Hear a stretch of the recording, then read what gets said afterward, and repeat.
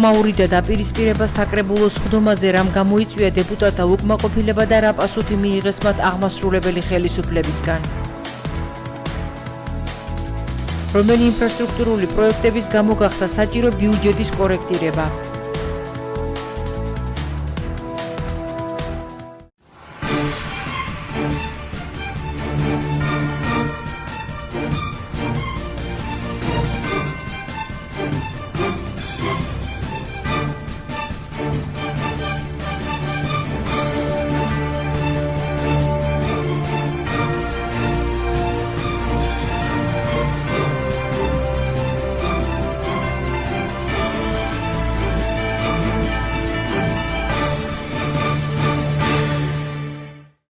ხმაურის ფონზე წარიმართა ზესტაფონში საკრებულოს სხდომა დღის წესრიგით გათვალისწინებული საკითხების განხილვისა და კენჭისყრის შემდეგ დეპუტატებმა მერიის შენობაში ახლად ამოქმედებული ტურნიკეტის სისტემა გააპროტესტეს.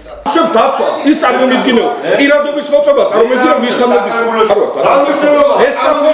ზესტაფონის რაიონში რომელ რაიონს აქვს დაყენებული ასეთი აღნიშნული ტურნიკეტი? თუ დეპუტატს კი არ ნებისმიერ მოქალაქეს დაცვის გარდა უთვალთვალებს დააქვს ის პროგრამა, თავის კაბინეტში უყურებს დეპუტატს, თანამშრომელს და ასე შემდეგ. სხვას ეს არის უხეში კანონის დარღვევა.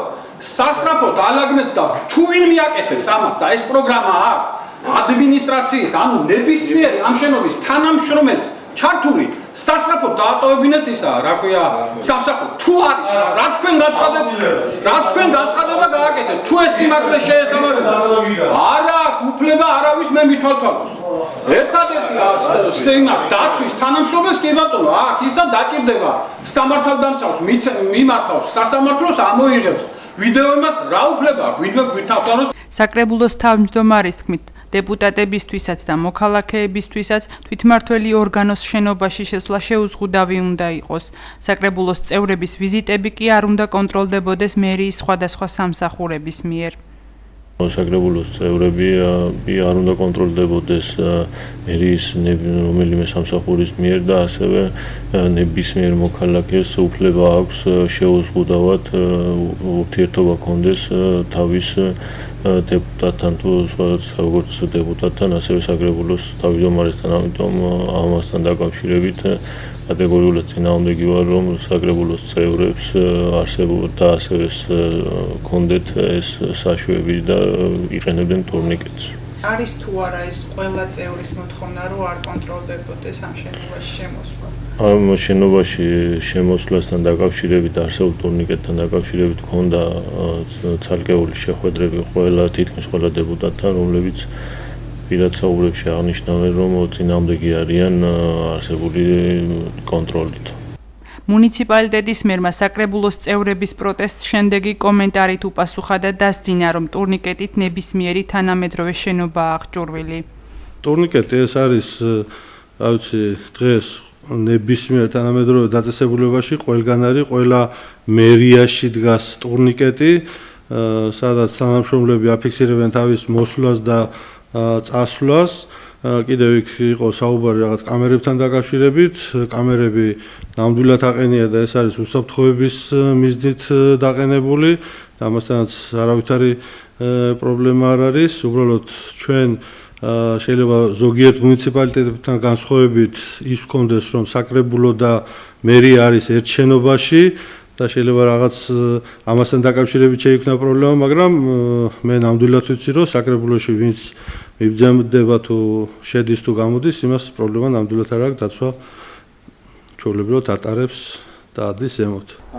კახაბერ მახათაძემ განმარტება ჭანტურიას ქუჩაზე ქერქული ნარჩენების მოპოვების სამუშაოებზეც გააკეთა. მისი თქმით, აღნიშნული სამუშაოების წარმოება ეკონომიკის სამინისტროს პრეროგატივაა, რაც შეეხება საავტომობილო გზის რეაბილიტაციას, იგი 2020 წლამდე დაგეგმილი არ არის. ჭანტურიას ქუჩას რაც შეეხება, ნამდვილად არ გეგმება 2018-19 წლებში. ჩვენ ბიუჯეტში არ არის გათვალისწინებული ამ ქუჩის რეაბილიტაცია, ასე რომ ვთქვათ, რაც შეეხება ჭანტურიას ქუჩაზე ქერქული ნარჩენების მოპოვებას, ეს საკითხი ჩვენ არ გვეხება. ამაზე ლიცენზიას ცემს ეკონომიკის სამინისტრო. და ჩვენთან მხოლოდ ხდება შეთანხმება თუ ვინმე შეიტანს დაუშვათ ლიცენზიაზე განაცხადს ისინი გვათანხმებენ ჩვენ თუ რა პირობები უნდა ჩავდოთ იგივე გზის საფარის გაკეთება იგივე ბარდიურების გაკეთება და ასე შემდეგ ასე რომ სხვა შეხება ამ ჭანტურიას ქუჩასთან ყოველ შემთხვევაში 18 და 19 წელს არ გეგმება ნამდვილად ჩვენი მხრიდან ამ ქუჩის რეაბილიტაცია. როგორც დეპუტატებმა განაცხადეს, მიმდინარე სამუშაოების პროცესში უნდა მოხდეს ჭანტურიას ქუჩაზე არსებული სავაჭრო ობიექტების მფლობელთა ინტერესების გათვალისწინებაც. რას უპირებთ იმ მოვაჭრეებს, ვინც ეხლა მაგ ერთ კვირაში და 10 დღეში არ დასრულდება მაგის ამოხება და არა თუ გაინტერესებს თქვათ ამასულებიეთ ბატონო კახაბერ და ამ ხალხს დღეს ყველას აქვს გამოტანილი კრედიტები და კრედიტებით ვაჭრობენ. ეს რო ერთი თვე და ორი თვე გაგრძელდება და ორი თვე რო იქ მოვაჭრე ვერ ივაჭრებს, ეს ხალხი ჩავარდებიან ძალიან ცუდ მდგომარეობაში. და ამ ხალხს რა პასუხს კონფისკაციას ვაძლევთ და აძლევს ის კომპანია რამეს თუ რა ხდება. ამ საკითხთან დაკავშირებით ეს შენ რო გამოთხარი ნებართვის გარეშე, ვინ უნდა გააკეთოს ეს? თუ თვითონაც გამოთვლილი ბატონო კახაბერი თვითონ გააფუჭა და ის ვიცით ვინ გააფუჭა, მაშინ ავგეთ და ის ხალხი დავაჯარიმოთ ან გავცეთ შესაძლოა ვინ ხალხი დავაჯარიმოთ? თუ მაგ ვიცით ვინ გააფუჭა და ვინ დაასიანა, მაშინ ამ ხალხს იცი რა არის? რატო დაასიანა? მეტი არ ვსაკეთებთ ამას, ხო? თქვენ ერთი რამე ვერ გაარკვევთ რა, ეს ჩემი სამსახური არ არის. ამის არის სპეციალური სამსახურები. რომელი სამსახურია ეს? შინაგან საქმეთა სამინისტრო და განმარტოების სამინისტრო. მე რამდენი წერილი მაქვს რამდენჯერ რაიონის პირველი პირი ბატონო ვერ გავიგე რა უნდა გავაკეთო მითხარ თქვენ თუ არ გაგვეცეთ პასუხი და თქვენ თუ რა პასუხი უნდა გავცეთ რა ამგებ ეს ხალხი და მოგადგება თქვენ სულ და მოგადგება გამგებლობაში და დასვავენ ანალოგიურ სიგმას რა ქვია კითხვა ჩვენ ვალდებულება გვაქვს ამ ხალხიდან აღებული ამ ხალხს შევხვდეთ და ჩვენი პირობები გავაცვლეთ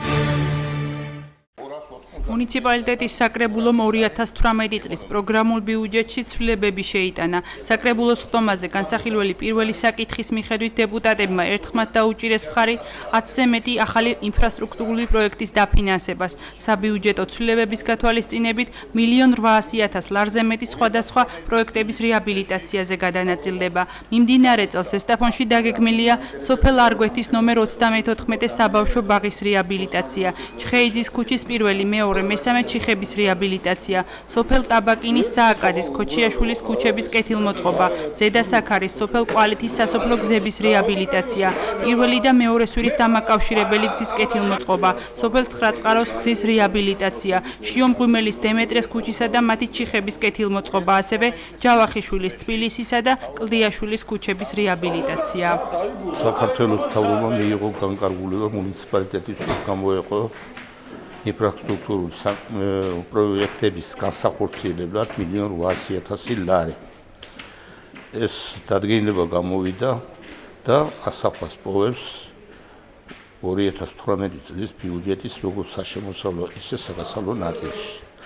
ამ პროექტებით კეთდება ინფრასტრუქტურული პროექტები, სულ 12 პროექტია განსახორციელებელი. დამზადებულია უკვე სატენდერო დოკუმენტაცია და გადაგზავნილი არის ინფრასტრუქტურის სამინისტროში შესახებულად. ეს შეეხება სოფლის გზებს და სოფლის გზები, ქალაქის ქუჩები და ასე იგი მოედნები, ეზოები